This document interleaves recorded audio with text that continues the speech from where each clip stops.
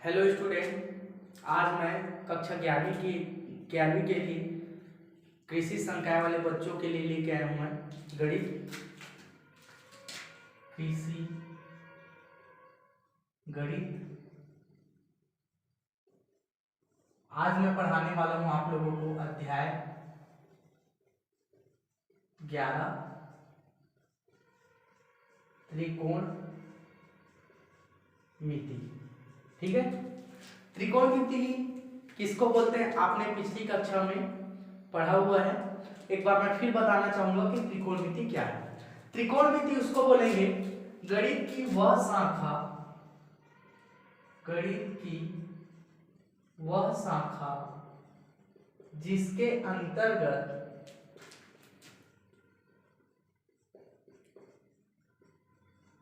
त्रिभुज से संबंधित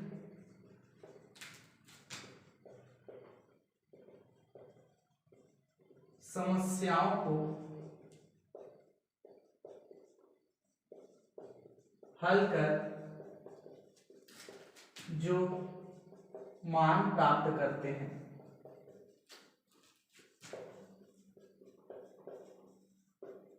त्रिकोण मिति कहलाता है। और अब कई इसके परिभाषा हैं। ठीक है, तो ध्यान दो, यहाँ पे गणित की वह शाखा जिसके अंतर्गत त्रिभुज से संबंधित समस्याओं को हल कर जो मान प्राप्त करते हैं उसे त्रिकोण मिति कहते हैं। ये बताया मैं आप लोगों को। यहाँ पे नाम आया त्रिभुज का। क्या नाम आया? त्रिभुज का। तो त्रिभुज मतलब जानते हैं तीन भुजा से निर्मित आकृति। ठीक है, तो त्रिभुज कैसा होना चाहिए? समकोण त्रिभुज होना चाहिए। कैसा होना चाहिए? समकोण। त्रिभुज तो कई प्रकार के होते हैं, लेकिन त्रिकोण मिति में जो त्रिभुज होगा वो कैसा होना चाहिए? समकोण होना चाहिए। ठीक है, ये इस टाइप का, ये। ठीक, इसको नामकरण कर देते हैं ए, बी और सी। ये 90 अंश का कोण बना रहा है और ये थीटा।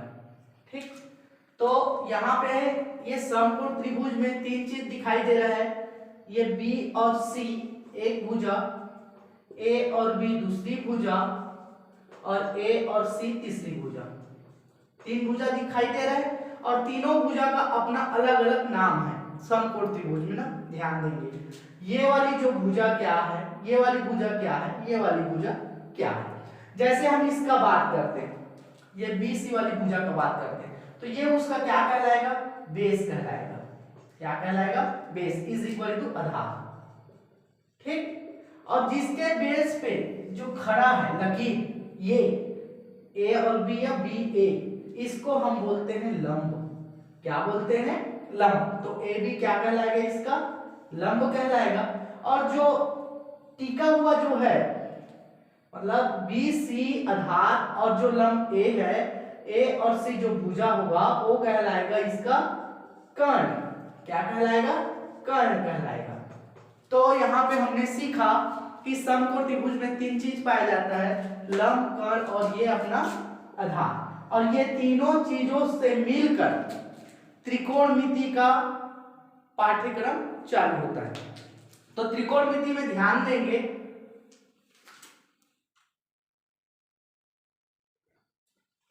त्रिकोण मिति में ध्यान देंगे, जो समकोण त्रिभुज के बारे में बताया तीन चीज आपको, लंब, कर्ण, आधार, तो इसी के बारे में आगे हम चर्चा करेंगे। ठीक है, तो त्रिकोण मिति के अनुपात के बारे में बात करते हैं। त्रिकोण मिति अनुपात के बारे में बात करते हैं। ठीक है, तो त्रिकोण मिति अनुपात के बारे में बात करते हैं। तो त्रिकोण मिति में 6 अनुपात पाए जाते हैं। क्या क्या? साइन थीटा, दूसरा है कॉस थीटा, तीसरा है टेन थीटा, चौथा है कॉट थीटा, पांचवा है सेक थीटा और छठवा है कोसेक थीटा। ठीक, ये 6 चीज आप पाया जाता है। पहला नंबर पे साइन थीटा, दूसरे नंबर पे कॉस थीटा, तीसरे नंबर पे टेन थीटा, चौथे नंबर पे कॉट थीटा, पांचवें नंबर पे सेक थीटा और छठवें नंबर पे कोसेक थीटा। तो यहाँ पे आप ध्यान रखेंगे क्रम को, यदि आप ध्यान रखोगे तो यहां से आप फार्मूला निकाल सकते हो। ठीक, मैं यहाँ पे त्रिकोणमिति जो 6 अनुपात है उससे फार्मूला निकालने का तरीका बता रहा हूँ, ठीक है। जैसे कि इसमें का पहला नंबर में क्या है, साइन थीटा है, और इसके अंतिम संख्या क्या है, कोसेक थीटा। तो दोनों का आपस में गुणा कर देते हैं और उसका वैल्यू बता देते हैं 1। मतलब साइन थीटा और कोसेक थीटा का मल्टीप्लाई करने के बाद उसका मान बता देते हैं क्या, 1। और हमेशा याद रखना साइन थीटा का जस्ट अपोजिट कोसेक थीटा होता है, ये cos थीटा का जस्ट अपोजिट सेक थीटा होता है, और टेन थीटा का जस्ट अपोजिट क्या होता है, cot थीटा होता है, ठीक है ना। तो साइन थीटा का प्रथम पहला वाला क्या लिए, साइन लिए, और अंतिम वाला कोसेक लिए, ठीक। तो पहला का साइन और अंतिम का कोसेक और बता दिए 1। ये अपने को याद रखना पड़ेगा, और याद यदि आप नहीं रखते तो आप ये जो स्टेप है उसको याद करके आप फार्मूला निकाल सकते हो। तो क्या करेंगे, इसमें साइन थीटा का मान जैसे निकालते हैं तो ये कोसेक थीटा को 1 की ओर पक्षांतर करेंगे तो ये क्या हो जाएगा, 1 बटे, सॉरी ये cos लिख दिया ना, कोसेक थीटा, तो ये क्या हो जाएगा, कोसेक थीटा हो जाएगा, ठीक है ना। तो sine theta into cosec theta is equal to 1। तो यदि साइन थीटा का वैल्यू निकालते हैं तो sine theta is equal to 1 by cosec theta. वैसे ही कोसेक थीटा का वैल्यू निकालते हैं तो क्या मिलता है अपने को, 1 बाई साइन थीटा निकलता है। मान लो प्रश्न आप हल कर रहे हो और कहीं पे 1 बाई कोसेक थीटा चाहिए तो साइन थीटा की जगह हम क्या लिख सकते हैं, 1 बाई कोसेक थीटा लिख सकते हैं। दूसरी बात, इसका कोसेक थीटा ले लेते हैं दूसरे नंबर का, और इसमें का नीचे से दूसरा ले लेते हैं अर्थात सेक थीटा। तो मैं बताया अभी cos थीटा का जस्ट अपोजिट क्या होता है, सेक होता है। तो cos थीटा और इंटू सेक थीटा का मल्टीप्लाई करते हैं तो उसका भी वैल्यू क्या बताया, मैं 1 बताया। अब मान लो इसमें cos थीटा का मान निकालते हैं तो cos theta is equal to 1 by क्या हो जाएगा, ये सेक थीटा हो जाएगा, ठीक है। उसके बाद किसका वैल्यू निकालते हैं हम लोग, सेक थीटा का वैल्यू निकालते हैं। तो cos को ट्रांसफर करेंगे 1 की ओर तो क्या हो जाएगा, 1 बाई cos थीटा। तो अपने को ये मालूम रखना पड़ेगा कि cos theta into sec theta is equal to क्या होता है, 1 होता है। मान लो कोई पूछ दिए कि 1 बाई सेक का क्या होता है तो आपको दिमाग में लाना पड़ेगा कि 1 बाई सेक का क्या होता है, cos होता है। यदि cos का बोल दिए तो 1 बाई आप क्या बता सकते हो, सेक बता सकते हो। तो ये था अपना दूसरा। तीसरा देखो, इसका टेन थीटा ले लो और इसका cot थीटा ले लो तीसरा नंबर में। तो tan theta into cot theta is equal to 1, ठीक है। तो आप जानते हो tan theta into cot theta is equal to 1 होता है। मान लो टेन थीटा का वैल्यू आपको निकालना है तो क्या करोगे, tan theta is equal to 1 by cot theta, ठीक है। दूसरा है cot थीटा का वैल्यू आप निकालना चाहोगे तो टेन थीटा को ट्रांसफर करोगे तो 1 बाई क्या हो जाएगा, टेन थीटा का, ठीक है। इसको आपको रटने की जरूरत नहीं है, बहुत ही आसान तरीका है फार्मूला निकालने का। शुरू का नंबर 1 साइन को लेना है और अंतिम का कोसेक लेना है, जिसको हम बता सकते हैं 1, जिसमें से 2 फार्मूला निकलेंगे आपका, साइन का और कोसेक। वैसे cos का जस्ट अपोजिट क्या होता है, सेक होता है। तो cos theta into sec theta is equal to 1। तो cos थीटा बराबर 1 बाई सेक थीटा और सेक थीटा बराबर 1 बाई cos थीटा। वैसे tan का बताया मैं, tan theta into cot theta is equal to 1। तो tan थीटा का वैल्यू निकालेंगे तो 1 बाई cot थीटा होगा, और cot थीटा का वैल्यू निकालेंगे तो 1 बाई tan थीटा होगा, ठीक है।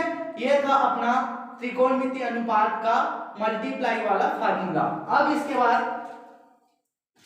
त्रिकोणमितीय अनुपात में प्लस वाला संबंध देख लेते हैं, त्रिकोणमितीय अनुपातों में संबंध, ठीक है।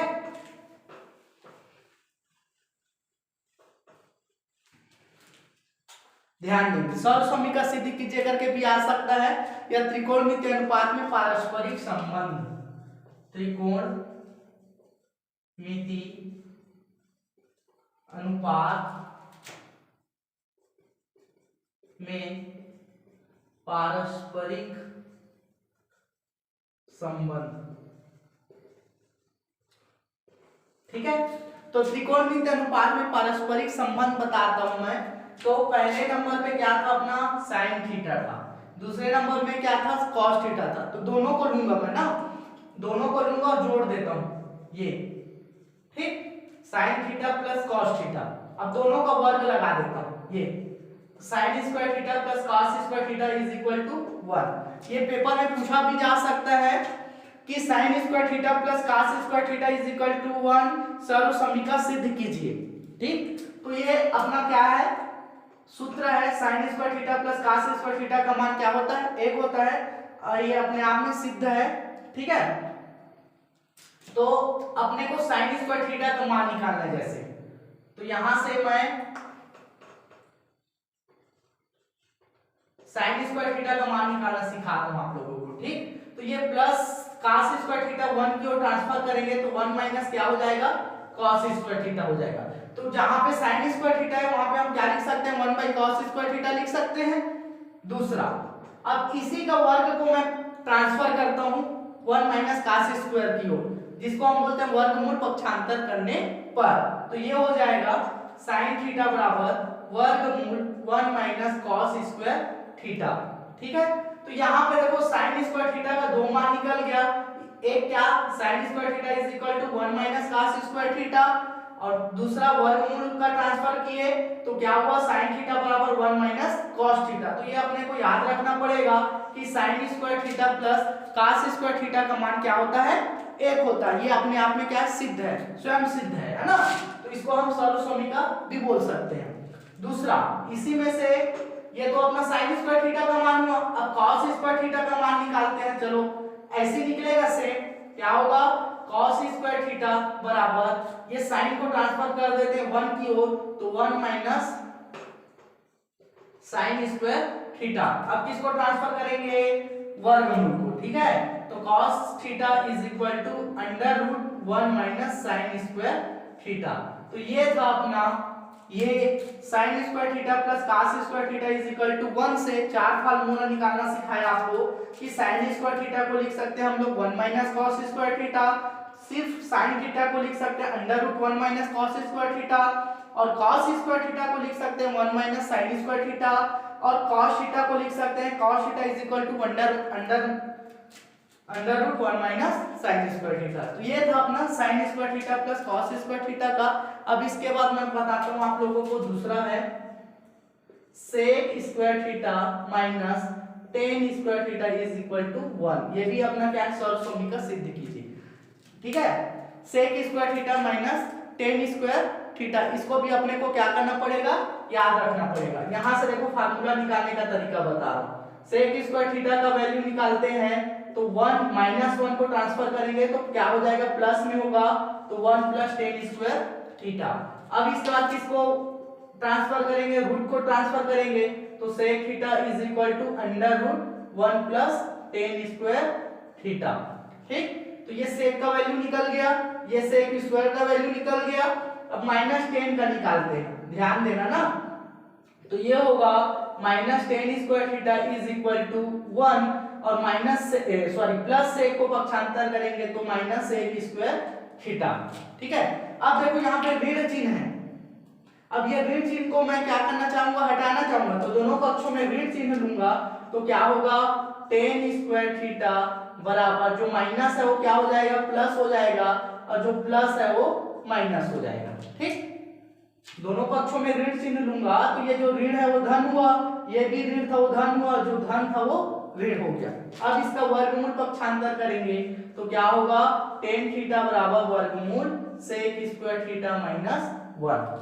ठीक, ये यहाँ पे देखो 1 प्लस tan स्क्वायर थीटा था, लेकिन ये क्या हो गया sec स्क्वायर थीटा माइनस 1। क्यों हुआ, क्योंकि माइनस है इसलिए, ये याद रखना। मतलब ये sec square theta minus tan square theta is equal to 1 से हम कितना मान निकाल लिए, 5 मान निकाल लिए। ठीक है, वैसे ये 2 हो गया और ये 2 हो गया, 4, 2 और बचा है अपना, है ना, फिर 6 त्रिकोणमितीय अनुपात निकल जाएगा अपना। क्या बचा है अपना, कोसेक स्क्वायर थीटा, तीसरा cosec square theta minus cot square theta is equal to 1। क्या, cosec square theta minus cot square theta is equal to 1, ये भी सर्व समीकरण है। ठीक, ये भी पूछ सकता है sec स्क्वायर थीटा बराबर 1 प्लस tan स्क्वायर थीटा सर्व समीकरण सिद्ध कीजिए, ये भी पूछा जा सकता है। ठीक है, तो ये देखो cosec square theta minus cot square theta is equal to 1, इसको भी आपको नोट करना पड़ेगा, याद करना पड़ेगा। ठीक, कोसेक स्क्वायर थीटा से वैल्यू निकालो, इसी के जैसे निकलेगा ना, तो ये होगा cosec square theta is equal to 1 plus cot square theta. ठीक, अब क्या करते हैं, इसका वर्ग रूट स्क्वायर क्या करते हैं, ट्रांसफर करते हैं, तो ये हो जाएगा cosec theta is equal to under root 1 plus cot square theta. ठीक, तो ये कोसेक स्क्वायर थीटा और कोसेक थीटा का वैल्यू निकल गया। अब किसका वैल्यू निकालेंगे, माइनस कॉट स्क्वायर थीटा का। ठीक है, तो ये कोसेक स्क्वायर थीटा को ट्रांसफर करना पड़ेगा, तो 1 माइनस क्या हो जाएगा, ये 1 माइनस कोसेक स्क्वायर थीटा। ठीक, ये ऋण और ये ऋण, मतलब दोनों पक्ष में ऋण है, तो ये ऋण को हटाने के लिए मैं क्या करूंगा, दोनों पक्षों में ऋण चिन्ह लूंगा, तो ये क्या हो जाएगा कॉट स्क्वायर थीटा, और जो माइनस था वो प्लस हो गया, और ये जो प्लस था वो माइनस में हो गया। ठीक, और ये स्क्वायर को क्या कर देता हूँ, फिर ट्रांसफर कर देता हूँ, तो ये cot theta is equal to under root cosec square theta minus 1। ये तो यहां से अपना 5 फार्मूला फिर निकला। तो ये था अपना क्या, sine cos tan cot sec और कोसेक से त्रिकोणमितीय अनुपातों से फार्मूला निकालने का आप लोग को तरीका बताया। ठीक, इसमें आपको और याद रखना पड़ेगा, इंपॉर्टेंट है क्या, कि टेन थीटा का मान होता है साइन थीटा बटे कॉस थीटा। ठीक है, क्या होता है साइन थीटा बटे कॉस थीटा, इसको भी आपको नोट करना पड़ेगा। दूसरा है कॉट थीटा का मान होता है, टेन का जस्ट अपोजिट बताया मैं, तो ये क्या हो जाएगा कॉस थीटा बटे साइन थीटा, इसको भी आपको याद रखना पड़ेगा। ठीक, और आप तो जानते होंगे कि sine cos tan cot sec cosec का क्या क्या मान होता है, जैसे साइन थीटा का होता है लंब बटा कर्ण, ठीक है ना, कॉस का भी जानते हो आप लोग आधार बटा कर्ण। ये कहां से निकलता है, आप लोग पिछली कक्षा में पढ़े हो, लाल बटे कका से निकला है ना, लाल बटे कका से निकला है। तो L का मतलब क्या होता है, लंब होता है, A का मतलब क्या होता है, आधार होता है, K का मतलब क्या होता है, कर्ण होता है, ये मान। ठीक है ना, तो साइन थीटा का क्या होता है लंब बटा कर्ण, कॉस का क्या होता है आधार बटा कर्ण, वैसे टेन का क्या हो जाएगा लंब बटा आधार, फिर उसके बाद जस्ट इसका अपोजिट लेंगे, कॉट का आएगा, कॉट का मतलब आधार बटा लंब, सेक का आएगा कर्ण बटा आधार, और कोसेक का आएगा कर्ण बटा लंब। तो ये था अपना त्रिकोणमिति से कुछ परिचय था, फार्मूला निकालने का तरीका था। नेक्स्ट क्लास में आपको प्रश्न वाली 11.1 को सॉल्व करने सिखाएंगे। ठीक है, तो आप लोग ये फार्मूला को अच्छे से समझ आया होगा, तो आप घर में और अच्छे से तैयार कर सकते हैं। ठीक है, थैंक यू।